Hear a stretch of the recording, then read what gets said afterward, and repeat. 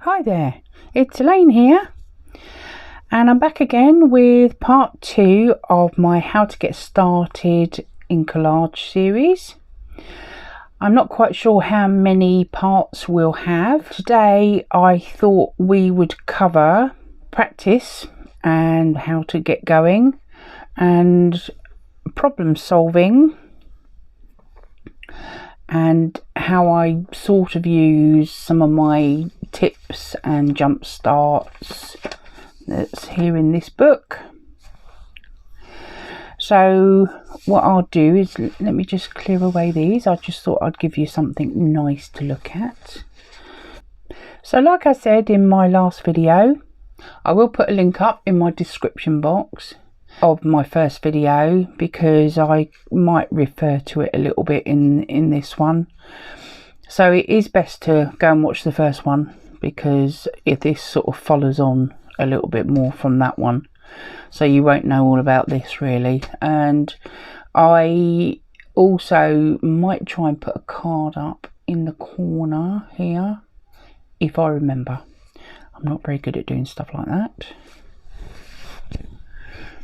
Now, I have recorded this a few times and I've chopped the video about a little bit, so I'm afraid it could get a little bit bitty, because I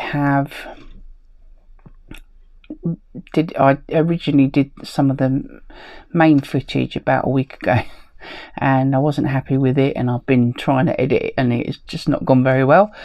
So today I'm going to run through some of the things that I myself use to help me get going.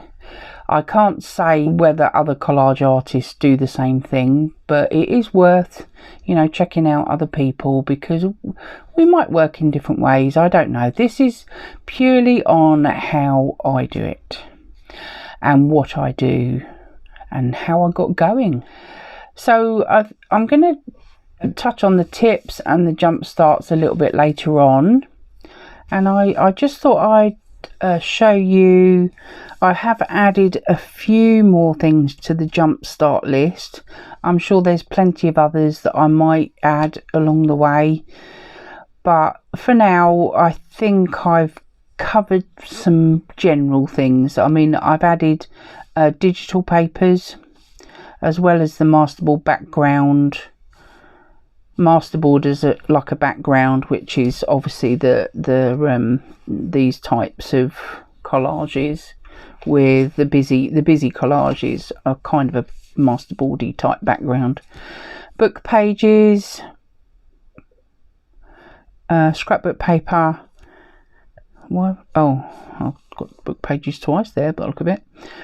Magazine pages as a background, so you could have a whole piece in a magazine that you start with and then you just collage over the top of that. And painted papers and gel prints, which sometimes I've used because some of the prompts have told you to use. This one's got a gel print in it at the background. This is a gel print, this reddy kind of colour, and it was one of the colours that was red and sage or something like that, I think it was. Not and it's got a tiny bit of this greeny colour in it as well, so I used that, and gel print was one of the prompts. So there are reasons, if you're going to use prompts, that they might give you things like gel prints and painted papers to use and stuff. So yeah, so I've added a few things to the jump start list. There could be a lot more. I just thought I'd sort of show you that one. And first of all, I'm going to start with the practice that I did and what happened and how I problem solved some of those things that I came up with along the way. As I say, I can't say that everyone does it the same way, but this is how I did it. Obviously, this particular journal, is a little mini journal. is purely how some of my practice things, they're not brilliant, but that I picked up things along the way by doing this, and I think really you do need to do that. This is how you find how to put the collage together. There is lots of other things that I've put in here, what I use, but this is a little bit more further on into once I got going and my own type of practice, really. Little things that I've picked up that I really learnt from because I made mistakes and I didn't quite know how to rectify those mistakes. So this was my first collage book that I started to work in as a it is main. I don't think there's anything other than collage in here. I think it's all collage. It's not quite finished, but it's pretty full, so it's quite a useful tool for my purposes today. Right, so let's start with how I got going.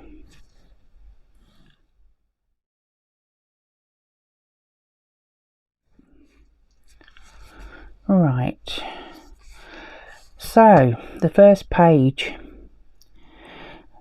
this was, I had lots and lots of problems with this page. This was my first one and this was my second one.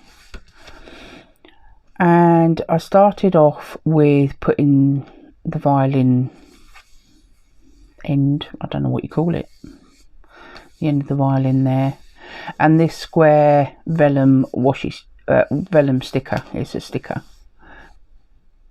There was lots of things that I did wrong with this, and I've now figured out what went wrong and how I could change those things that were wrong. I picked orange. No idea why I picked orange, because these all had pink in. There's pink in the washi tapes. There's pink even over here. This is another washi tape actually. And I chose orange washi tape to embellish with. Why I didn't pick pink, I really don't know. And I like this tree, but these were all pink. So yes, that's my first mistake. So I used the green to try and combine. Obviously there's green in here, there's green in this, there's also little bits of green in this part of the washi tapes and things like that. So as much as I hate green, it was a colour that could semi-unite the collage together, even though it doesn't really gel very well. And so there was a lot of learning going on this page, and to be honest, I don't like the orange on here. As much as I like orange, I don't like it on this page. I started putting the background down. This is the original page here. Obviously I've got some music paper here, and I just kept adding bits and adding bits, and I just didn't know what to do with this square. I think that's my biggest problem. Obviously it's see-through, so I can see all the writing, the naval writing underneath, which is another thing. I usually cover it up. I just keep adding to it, and I thought, I don't know what to do with these square edges. This was how I learned.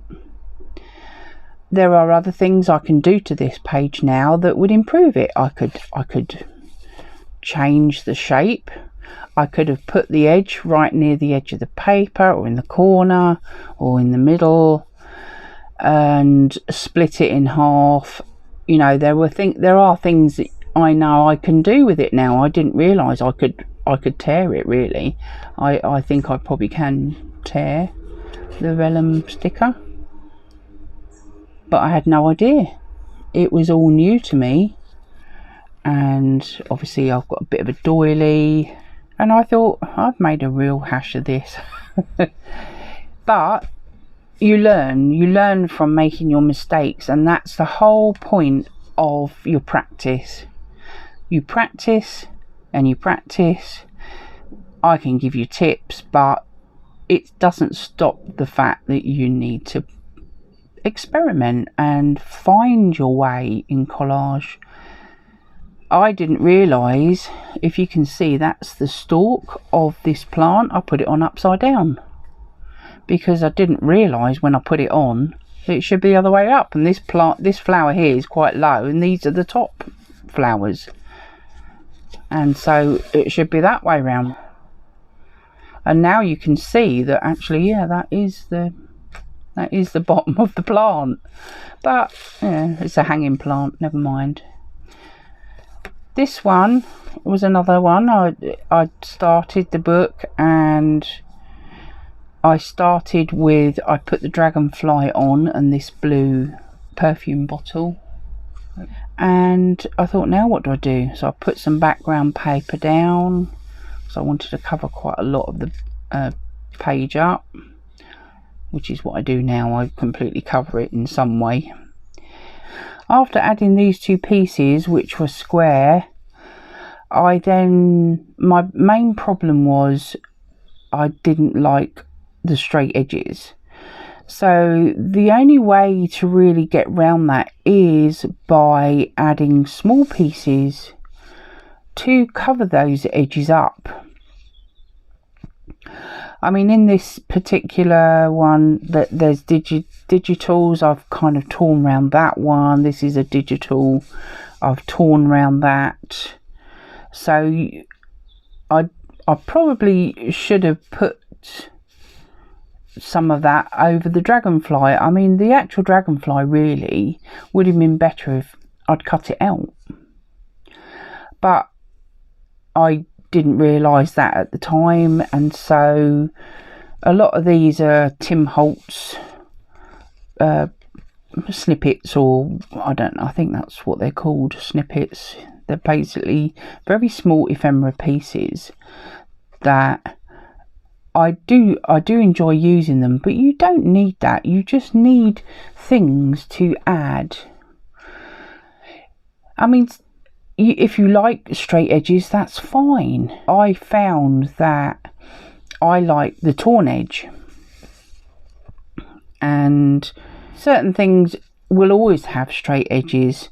You don't have to make everything torn, and you don't need to have everything with a straight edge. There's ways to add small pieces together to break up that uniformity that is created by a straight edge. So in some instances you might want all square straight edges, and that's fine. I personally don't really like them, but there are certain elements that are fine having a straight edge. I mean, like the ticket, I don't particularly feel like I need to tear it. I want the whole ticket on there. So you have something going over the edge here that breaks up that line. This one's breaking up that corner. These all just intermingle by covering over little tiny pieces of it, and this is how I got going with what I call my busy collages, is figuring out what to put on to break up the bits that I wanted breaking up, the edges. I can tip each piece. I tend to go opposites, so if one's going that way, the one next to it might cross over in that direction, and most of these are like that. You can see that this is obviously a circle of a clock face, but I'm only covering up a very small corner there. I've got a flower that's got a cut out edge. Underneath is a square piece. You've got to figure out what you like. So if you like the square edges, then that's fine. You don't need to try and cover them up. but you do need to be able to make the piece gel together. And for me, it is just covering up small sections to build up a little bit at a time. And I made this page over probably quite a few days, really, coming back to it, doing a bit more, thinking, I think I need to do this with that, I need to cover these over, I need to add little pieces here and there, and I just slowly built it up from the bottom. It's not my favourite by any means, but it was somewhere that I ended up feeling like something was coming together. That's why we practice, because we find these little snippets along the way that we like to do. So I think we've covered a little tiny bit of placement, and I'm going to move on to placement generally. There are other things that you can deal with. And let's see if I can just get this out of the way so we only have one thing we're dealing with at a time. Right, this is in my Purple Asters journal. Now these ladies are digitals. This one is a scrapbook paper, so this is where I've sort of started using some of my jump starts, some of my tips are going on here, and also how to place things and why I place things like I do. Some of it is to disguise. I mean, she's got her leg missing here. I've chosen these two because of the colours on this digital. It's a digital linen. It's a placemat or a doily or whatever it is, which has got embroidery on it.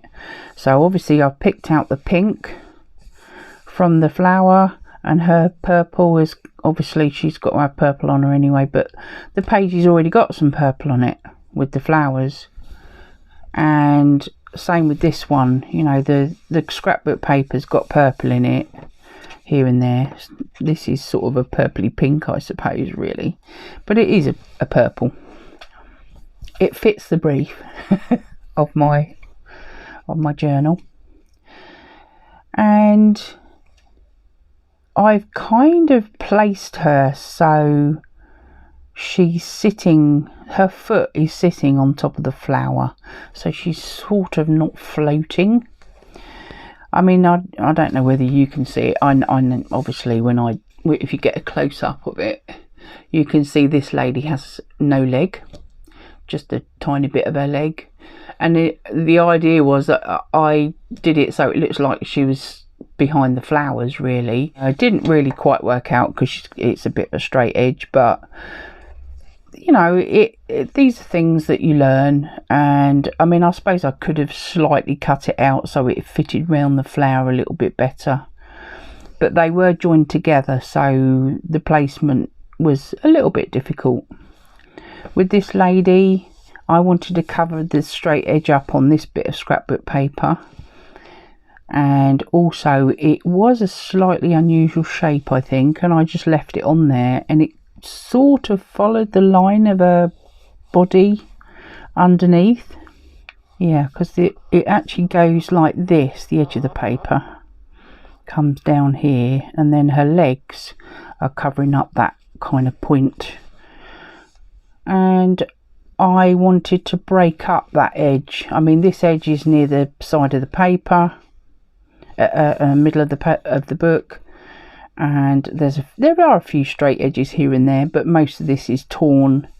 And then my washi tape sticker is kind of covering it over. And you know, most of the placements are done for a reason, and I can be a little bit picky on how. I mean, if you've seen some of my other videos, you'll notice that I don't like leaving a little tiny hole here and there between that bit and that bit of paper. So I have to place, like this is the focal image, it's got the flowers, it's all one piece, and I've got just some background papers underneath it.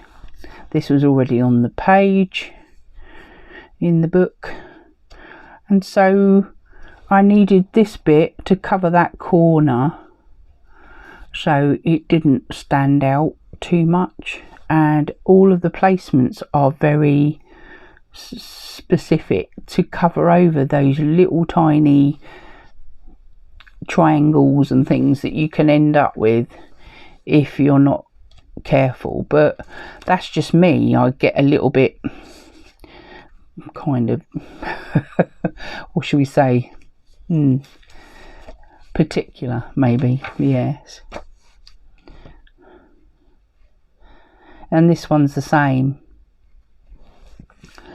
She came out of one of my magazines and she fitted the edge, that was the edge of the magazine, so her skirt was chopped off a little bit.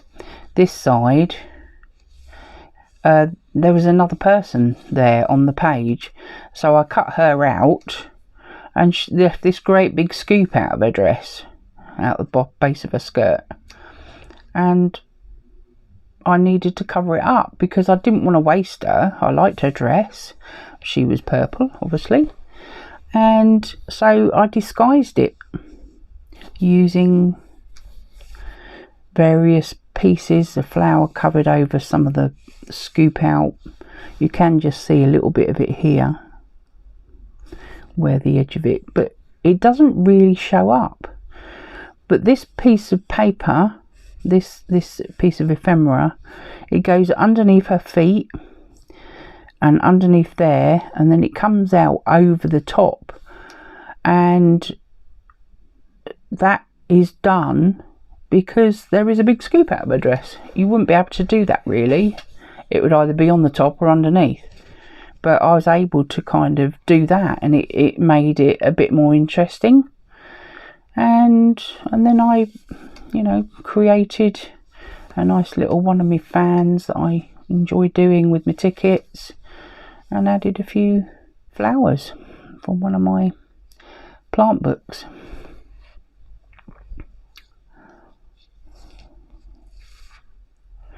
So that's how I disguise and place things to cover things up. So with this one I had no bottom, no legs, no anything to this particular lady. I think these were on the same page, but they didn't fit. They were too long for this particular book, this journal. So there is an actual cutout here, which I think this is where her head was, because they were joined together originally on the same page of the magazine.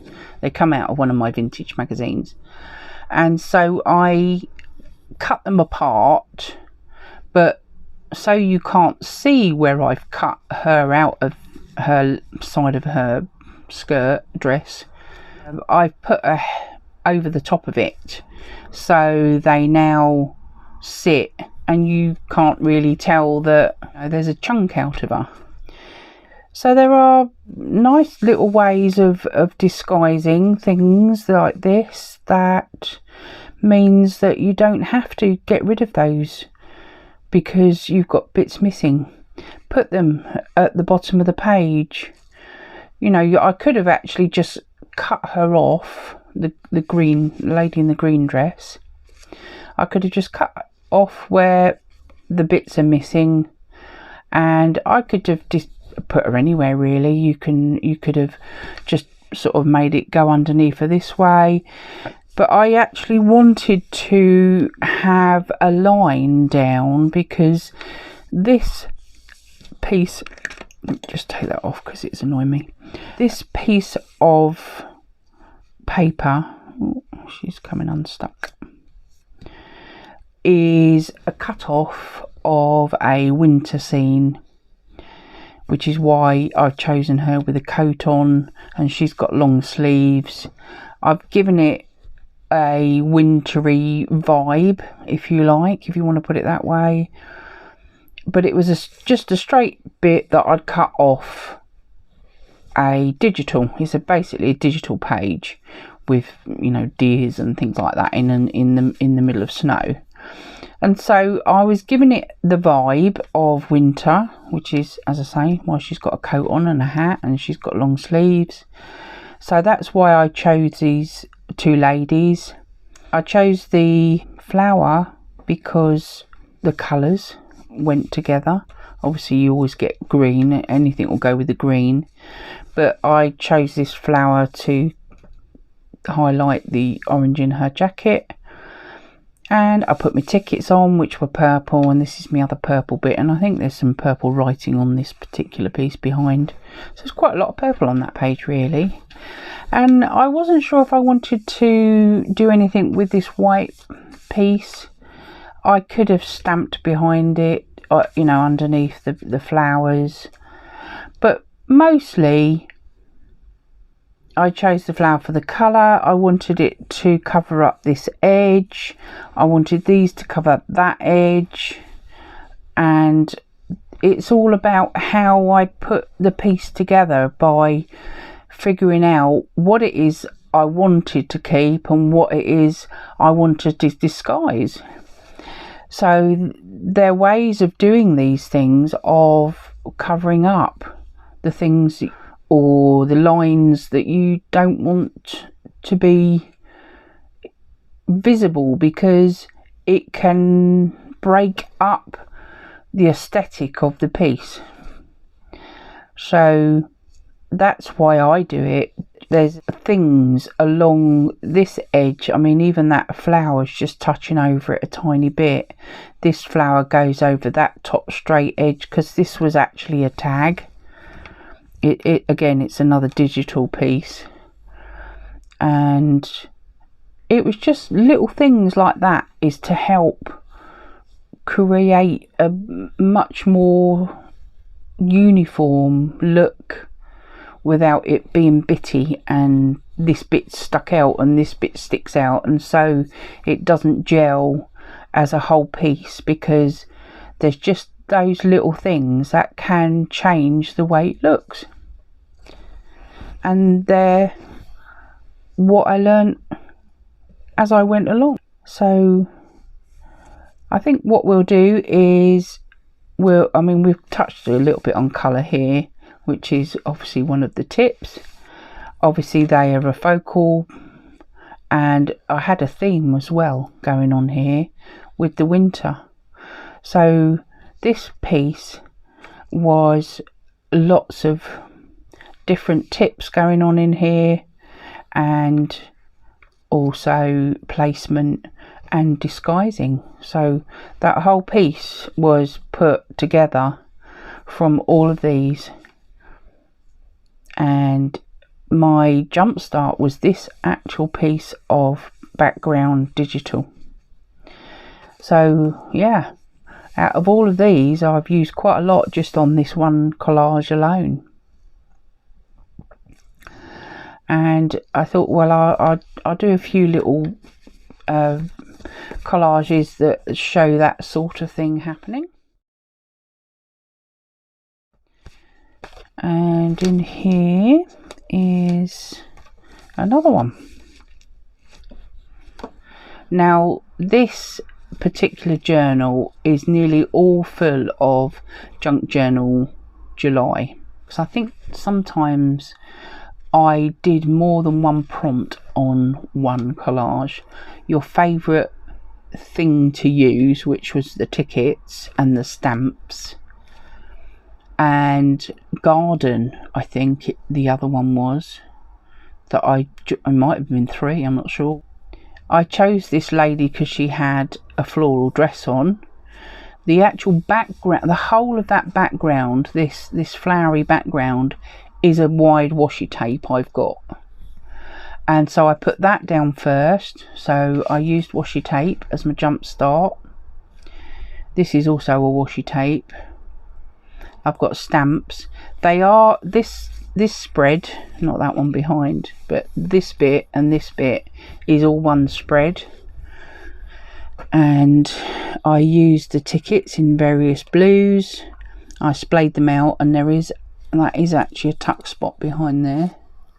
I've got probably nothing to tuck in it, so you can actually stick something in there if you wanted to. And then I've used the ladies, they're joined together because they were on the same page.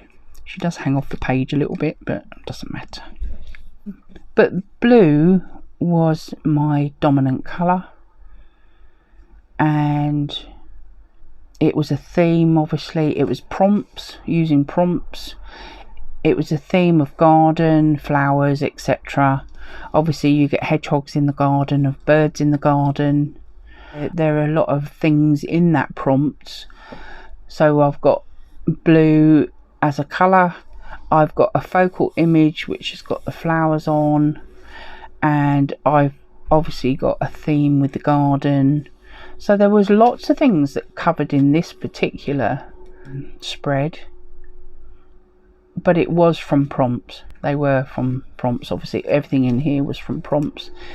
This one was texture. I remember this one because I thought, oh, I've got, this was from Barbara 49 Dragonfly, she sent me in a happy mail, and the yellow doily and this embroidered bird. I went with the colours of the birds, the orange and the yellow. I used the yellow doily and I made the tag, which might have a bit of trouble getting out. Obviously I went with the orange on the tag. I've got put texture. That's also got, you know, the napkin when you split them off, and this is the background napkin, but I've also embossed the card. This is double card. I put a clean one on the back, so it's an embossed card with a texture of napkin on it, just the white back layer of a napkin, and then I've put what do you call it, wax, you know, like a coloured wax over all of it to pick up the texture, and then I just stuck a few little bits on the tag. So that one's a little tag that pops in there. So the colours, you know, is what, even though the prompt was texture, it was the colours that made me choose.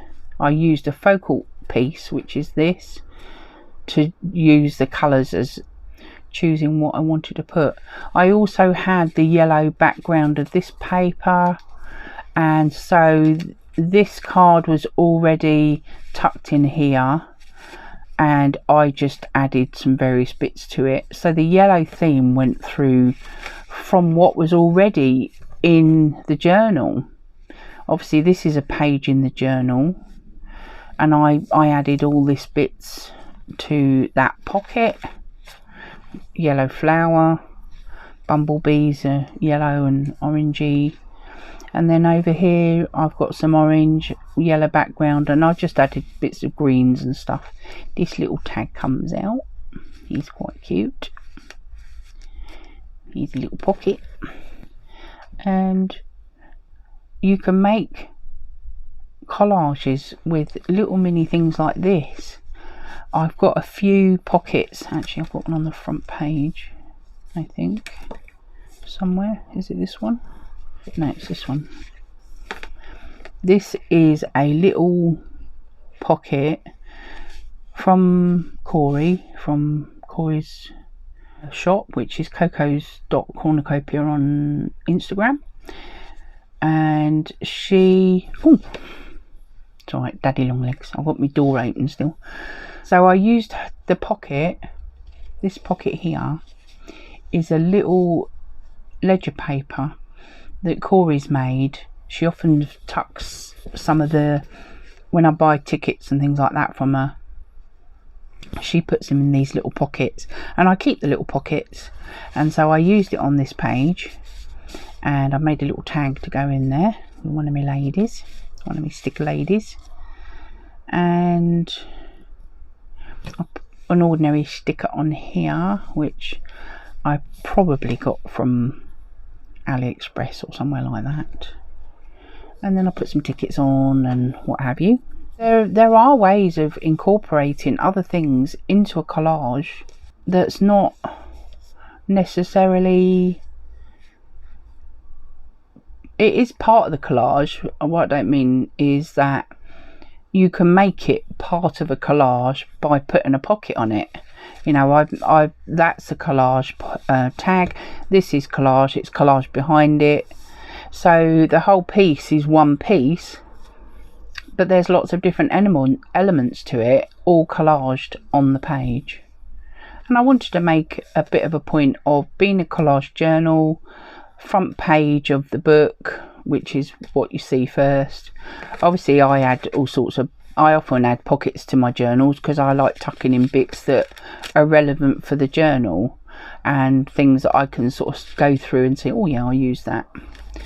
I've just recently found some of the stamps that they brought out this year, because obviously with the passing of our Queen Elizabeth II, you know, the whole country's in mourning, and I'm thinking I might do a dedicated collage for her. And I thought, well, these stamps, that one's an old penny black, that one. I don't think it's a real one, but well, I don't think it is because it's got a bit faded as well now. But they made these were her Platinum Jubilee stamps. They made them purple, our first class stamps. They're quite big, and I thought they're so lovely, and I can use them in this journal because obviously it's purple journal. So yeah, I'm gonna do a page with some of those stamps in it, I think. Right, so I think that's it for this time. I hope you enjoyed watching. I think next time we will work on how to get going with a collage. Now I've sort of covered, I think, most of the basics. Obviously we did a little bit of problem solving in this video, as well as showing you bits on how to get going with the colours and things. So we'll see what happens next time. And don't forget to give me a thumbs up. It would be lovely if you could subscribe, and you won't miss any of the future videos that I will create. And keep well, stay safe. Bye for now.